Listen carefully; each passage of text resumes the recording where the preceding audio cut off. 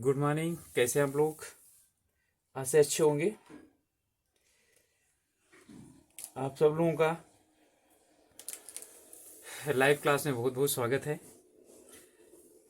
हम लोगों ने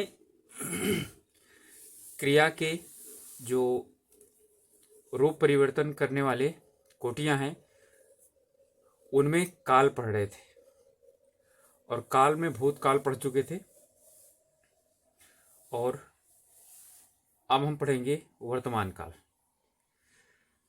तो वर्तमान काल से संबंध क्या होता है? पहले तो इसका जो पहचान चिन्ह होता है वो होता है ता है, ती है, ते है होता है। वर्तमान का मतलब है यानी कि इस समय का, अर्थात कि क्रिया के जिस रूप से इस चीज का बोध होता है कि इस समय कार्य हो रहा होता है उसे हम वर्तमान काल कहते हैं। तो इसमें यही है कि क्रिया के जिस रूप से वर्तमान समय में क्रिया का होना पाया जाता है यानी होने का बोध होता है उसे वर्तमान काल कहा जाता है। अर्थात इसमें क्रिया या कार्य के प्रारंभ होने का तो पता चलता है कि कार्य प्रारंभ हो चुका है और लेकिन समाप्ति नहीं होती है अमूमन, इसलिए इसको कहा जाता है वर्तमान काल।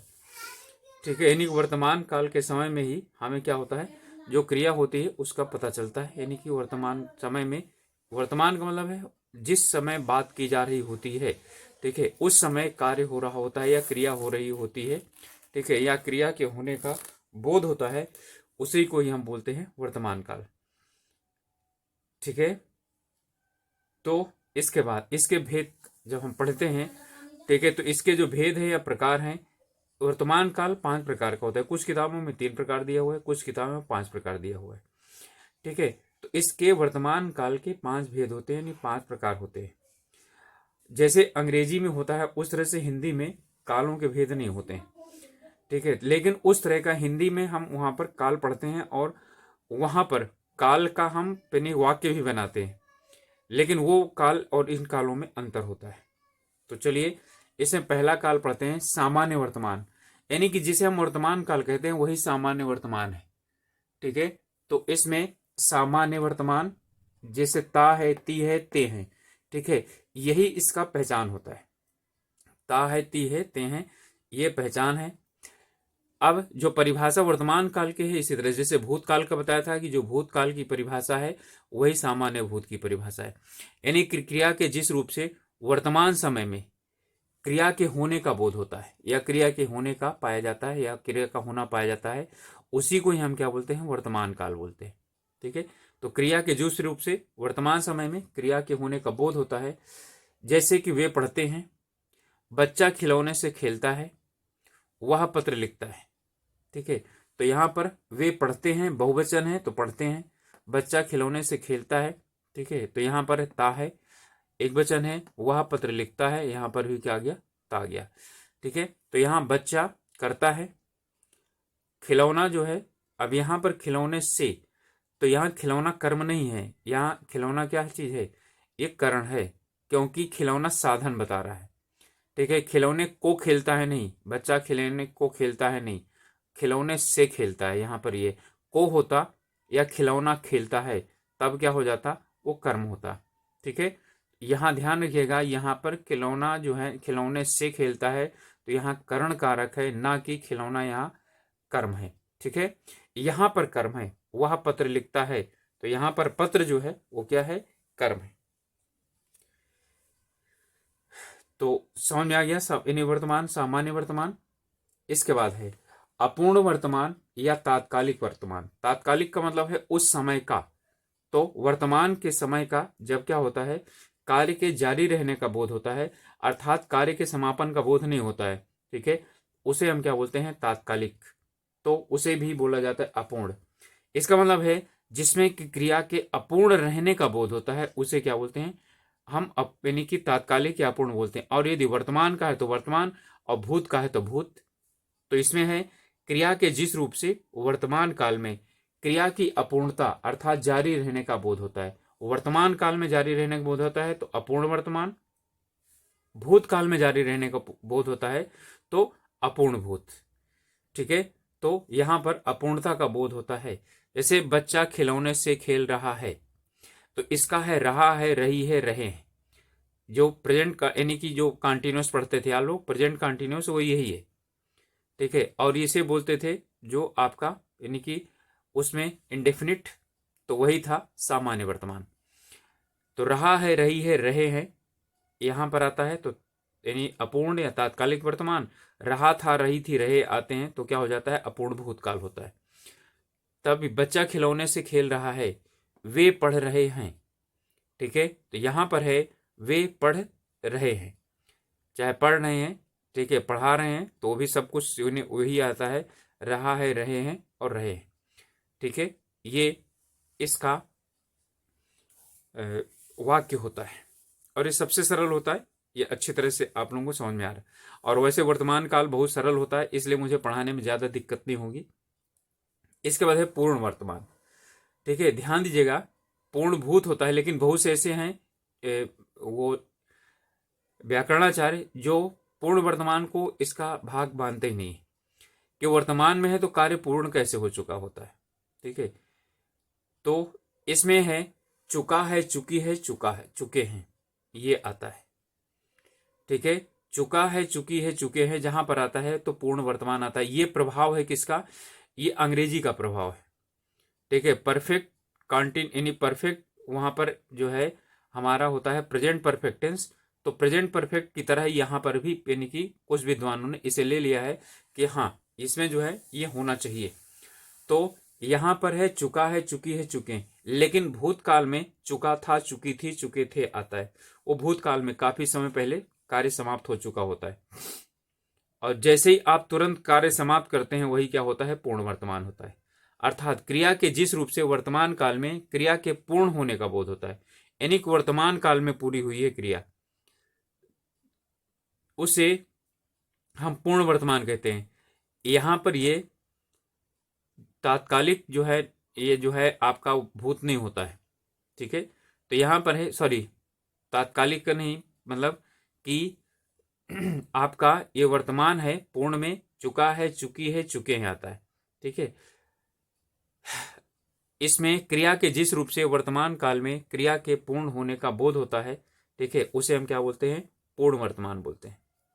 जैसे बच्चा खिलौने से खेल चुका है, बच्चा खिलौने से खेल चुका है, हर जगह कर्ण हिलिया है, बच्चा खिलौना खेल चुका है, बिल्कुल हो जाएगा, ठीक है, लेकिन वहां पर कर्म हो जाएगा। वे पुस्तक पढ़ चुके हैं, ठीक है, वे पुस्तक पढ़ चुके हैं, ये किसका है, पूर्ण वर्तमान का। चुका, चुकी, चुके आए, लेकिन हैं आए, तो हैं जो है वो पूर्ण वर्तमान का होता है, ठीक है। इसमें और आसन्न भूत में अंतर होता है। आसन्न भूत में क्रिया भूतकाल की और सहायक क्रिया वर्तमान काल की, लेकिन इसमें भूतकाल की तरह तो क्या होता है, इसमें चुका, चुकी, चुके आता है, लेकिन जो क्रिया होती है वो क्या होती है, सहायक क्रिया वर्तमान काल की होती है, ठीक है। यानी कि कार्य समाप्त होने का बोध होता है यहाँ पर, तो चुका, चुकी, चुके ही आता है इसमें पूर्ण वर्तमान में। इसके बाद आता है संदिग्ध भूतकाल, सॉरी संदिग्ध वर्तमान काल। तो संदिग्ध का मतलब क्या होता है, यानी कि संदेह। तो जब ता होगा, ती होगी, ते होंगे, अब ध्यान रखिएगा यहां पर वर्तमान काल की तो मूल क्रिया होगी, ठीक है, और भविष्य काल की हमारी सहायक क्रिया होगी। तो होगा, होगी, होंगे, ठीक है, जहां पर भी आए वो क्या होगा, संदिग्ध होगा। तो ये होगा, होगी, होंगे संदिग्ध को ही बताता है, ठीक है। तो होगा, होंगी और जो है ना होंगे, ये संदिग्ध को बताता है। इसका मतलब है क्रिया के जिस रूप से वर्तमान काल में क्रिया के होने में संदेह का बोध होता है, ठीक है, यानी कि वर्तमान काल में क्रिया के होने में संदेह हो, ठीक है, उसे हम क्या बोलते हैं, संदिग्ध वर्तमान, ठीक है। जैसे बच्चा खिलौने से खेलता होगा, बच्चा खिलौने से खेलता होगा, इसका मतलब है कि बच्चा जो है वो खिलौने से खेलता होगा। अब इसमें खेलता भी होगा, नहीं खेलता होगा, दोनों हो सकता है। तो संदेह है कि खेलता होगा खिलौने से या नहीं खेलता होगा। हो सकता है रो रहा हो, ठीक है। तो यहाँ पर बच्चा खिलौने से खेलता होगा। अब यहाँ पर ता तो वर्तमान काल है और होगा जो है ये भविष्य काल का ले रहा है। ठीक है। क्रिया वे पुस्तक पढ़ते होंगे। ठीक है। तो वे पुस्तक पढ़ते होंगे, पुस्तक पढ़ रहे होंगे नहीं। ठीक है। पढ़ते होंगे यहाँ पर। ठीक है। तो वे पुस्तक पढ़ते होंगे। अब यहाँ पर हमारा आ गया संदिग्ध वर्तमान। ठीक है। कई बार यहाँ पर यह भी आता है रहा होगा, रही होंगे, रहे होंगे। ठीक है। ये यानी कि ये भी संदिग्ध में ही आता है। ठीक है। वो संदिग्ध में ही आता है और कहीं अलग नहीं आता है। बच्चा खिलौने से खेल रहा होगा। ठीक है। अब यहाँ पर क्योंकि जो है जो भविष्य में अंग्रेजी की तरह यहाँ पर जो है ना अपूर्ण भविष्य नहीं होता है। ठीक है। अपूर्ण भविष्य नहीं होता है, इसलिए संदिग्ध वर्तमान काल के में ही क्या होता है उसको ले लेते हैं। इसके बाद आता है संभाव्य वर्तमान काल। ठीक है। संभाव्य वर्तमान काल में ता हो, ती हो, ते हो। यहां पर भी क्या है मूल क्रिया वर्तमान की और जो है यहां पर गा गी गे नहीं आएगा। ठीक है। संभावना व्यक्त की जाएगी। ठीक है। यानी कि हो या हो। ठीक है। यानी कि इससे जो है शब्दावली से इससे हमें संभावना की बात पता चलती है। तो क्रिया के जिस रूप से वर्तमान काल में क्रिया के होने की संभावना का बोध होता है। ठीक है। ऐसा लग रहा है कि यानी कि संभावना है कि कार्य हो रहा होगा। ठीक है। तो वहां पर बच्चा खिलौने से खेलता हो, यहां पर खेलता और हो आया। वे पुस्तक पढ़ते हों, तो वे पुस्तक पढ़ते हों, ये संभाव्य वर्तमान है। ठीक है। तो देखिए इन पांच में से बहुत से व्याकरणाचार्य हैं वो सिर्फ तीन को मानते हैं, सामान्य वर्तमान काल, अपूर्ण वर्तमान काल और संदिग्ध वर्तमान काल को। ठीक है। तो संदिग्ध और संभाव्य और पूर्ण वर्तमान काल को सब इकट्ठा कर देते हैं। ठीक है। जबकि अंग्रेजी प्रभाव के कारण पूर्ण वर्तमान काल भी आ गया। ठीक है। और फिर संभाव्य वर्तमान काल भी संदिग्ध से अलग कर दिया गया। ठीक है। इसका मतलब है कि जो सामान्य वर्तमान काल है यानी वर्तमान काल के पांच भेद होते हैं। सामान्य वर्तमान काल ता है, ती है, ते हैं। अपूर्ण वर्तमान या तात्कालिक वर्तमान रहा है, रही है, रहे हैं। ठीक है। अपूर्ण वर्तमान चुका है, चुकी है, चुके हैं। ठीक है। संदिग्ध वर्तमान और यहां पर चुका, चुकी, चुके हैं। संदिग्ध वर्तमान ता होगा, ती होंगे, ते होंगे। यहां रहा होगा, रही होगी, रहे होंगे। ठीक है। ध्यान रखिएगा क्योंकि भविष्य काल में कभी भी क्या नहीं होता, उसमें जो है अपूर्ण भविष्य नहीं होता हिंदी में। तो अपूर्ण भविष्य की तरह यदि आता है तो क्या होता है संदिग्ध वर्तमान काल होता है। ठीक है। क्योंकि जब भविष्य है तो वो किसमें होता है, वो संदिग्ध में ही होता है। तो समझ में आ गया। और पांचवा है संभाव्य वर्तमान काल यानी जहां पर संभावना होती है। इसमें हो आता है, हो और होगा, ये दोनों चीज याद रख लिए। होगा का मतलब है सीधा सीधा संदेह हो गया, और हो तो क्या हो जाएगी संभावना। ठीक है। जहां पर संभावना होती है वहां पर नकारात्मकता नहीं होती। संदिग्धता का मतलब हो भी सकता है, नहीं भी हो सकता। ठीक है। ये अंतर होता है संदिग्ध में और संभाव्य में। ठीक है। तो हमारा वर्तमान काल पूरा हो चुका है और वर्तमान काल पूरा होने के बाद यदि कोई प्रॉब्लम होगी तो आप लोग बता दीजिएगा। अब हम अगला पढ़ेंगे भविष्य काल। ठीक है। भविष्य काल, भविष्यत काल, बात एक ही होती है, चाहे हम जो भी उसका नाम दे दे। तो भविष्य का मतलब है आने वाला समय। ठीक है। तो आने वाले समय में क्रिया का जब क्या होता है बोध होता है तो उसे हम क्या बोलते हैं, भविष्य काल बोलते हैं। कई जगहों पर भविष्यत काल भी लिखा रहता है, कोई प्रॉब्लम नहीं है। भविष्यत काल जो है वो तत्सम शब्द है और भविष्य जो है वो तद्भव शब्द है, आप ये सभी कह सकते हैं।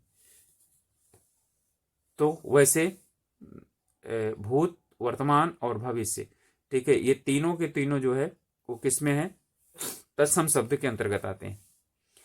तो इसका जो पहचान होता है वो गागी गे से लिया जाता है। भविष्य काल का पहचान होता है गागी गे। ठीक है। तो भविष्य का मतलब होता है आने वाला समय। तो जब आने वाले समय में क्रिया के होने का बोध होता है, ठीक है, तो उसे हम क्या बोलते हैं, उसे भविष्य काल बोलते हैं। तो जिस क्रिया के जिस रूप से भविष्य यानी आने वाले समय में होने वाली क्रिया का बोध होता है, ठीक है, तो उसे क्या कहा जाता है? भविष्य काल कहा जाता है। यानी आने वाले समय में क्रिया का बोध हो तो उसे हम भविष्य बोलते हैं। इसके बाद इसमें आता है भेद। इसके 3 भेद हैं, ठीक है, इसके 3 भेद माने गए हैं, ठीक है। और 3 भेद में आता है, पहला है सामान्य भविष्य काल, गागी गे, यानी जिसे हम क्या बोलते हैं? भविष्य काल बोलते हैं, वही सामान्य भविष्य। जैसे भूतकाल में है तो जो भूतकाल है वही सामान्य भूतकाल है, वर्तमान में जो वर्तमान है वही सामान्य वर्तमान है, ठीक है। इसमें है सामान्य भविष्य काल, गागी गे, ठीक है। अर्थात सामान्य यानी भविष्य काल में सामान्य रूप से क्या होता है? जो कार्य होने का बोध होता है उसे हम भविष्य काल कहते हैं। यानी कि क्रिया के जिस रूप से भविष्य में क्रिया के होने का बोध होता है, ठीक है, उसे सामान्य भविष्य काल कहा जाता है। सामान्य से सिर्फ क्या होता है? नकारात्मक सकारात्मक दोनों हो सकता है, ऐसा कोई जरूरी नहीं, लेकिन सिर्फ और सिर्फ बोध ये हो कि भविष्य में कार्य होने वाली बात हो रही है। जैसे सोहन पुस्तक पढ़ेगा, तो यहां पर आया सोहन पुस्तक पढ़ेगा। अब सोहन पुस्तक पढ़ेगा, ठीक है, तो ये किस में आ गया? ये सामान्य भविष्य में आ गया। इसके बाद राधा गीत गाएगी, ठीक है, तो राधा गीत गाएगी, एक गीत गाएगी, कुछ भी है, गाएगी, यहां पर क्या चीज आ जाएगा? हमारा सामान्य भविष्य काल। वे मैदान में हॉकी खेलेंगे, ठीक है, यानी आने वाले समय में हॉकी खेलेंगे, इसका पता है, लेकिन कब खेलेंगे? सामान्य का मतलब यही होता है कि हमें समय का ध्यान यानी वहां पर पता नहीं होता है कब, इसका उत्तर नहीं मिलता, ठीक है। तो सोहन पुस्तक पढ़ेगा, राधा गीत गाएगी, वे मैदान में हॉकी खेलेंगे, ठीक है, इनको हमारा, ठीक है, सामान्य भविष्य काल के अंतर्गत आ जाएगा। इसके बाद है जो दूसरा है संभाव्य भविष्य काल। संभाव्य भविष्य काल मतलब संभावना, भविष्य सब कुछ क्या है? संभावना पर है, कोई निश्चित नहीं है कि राधा गीत गाएगी, सोहन पुस्तक पढ़ेगा, ठीक है, या वे मैदान में हॉकी खेलेंगे, ठीक है। यहां पर निश्चयात्मकता नहीं है इनका भी, तो संभव ही होता है, लेकिन जहां पर क्या होता है? संभाव्य भविष्य काल का होता है, वहां पर हम संभव लगा देते हैं, शायद, संभवता, ये शब्द जहां पर प्रयोग हो जाए वो संभाव्य भविष्य काल होगा, क्योंकि भविष्य काल सब संभावना पर ही निर्भर करता है। लेकिन उसे संभाव्य के लिए बनाने के लिए हम क्या करते हैं?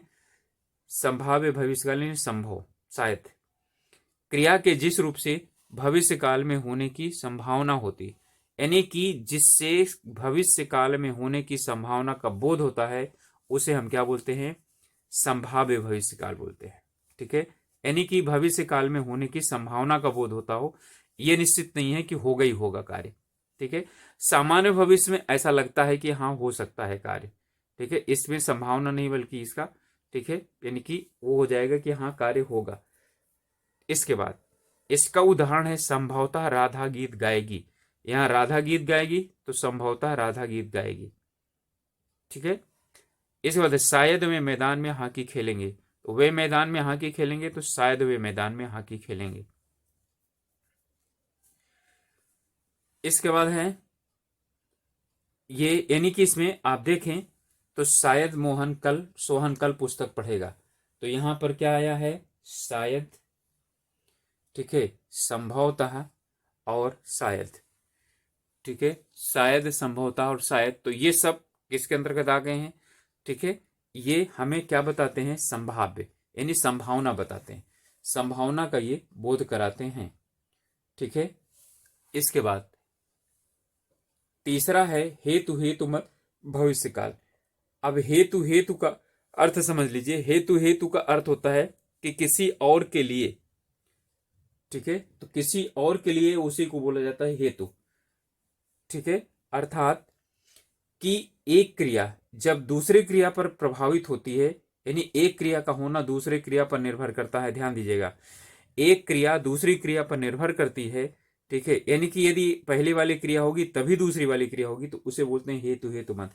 हेतु का मतलब होता है के लिए, ठीक है, तो जो हेतु होता है, हेतु का मतलब के लिए, अर्थात एक क्रिया के लिए दूसरी क्रिया का होना जरूरी है, ठीक है। यदि होगी तो दूसरी वाली भी होगी और नहीं होगी तो दूसरी वाली भी नहीं होगी।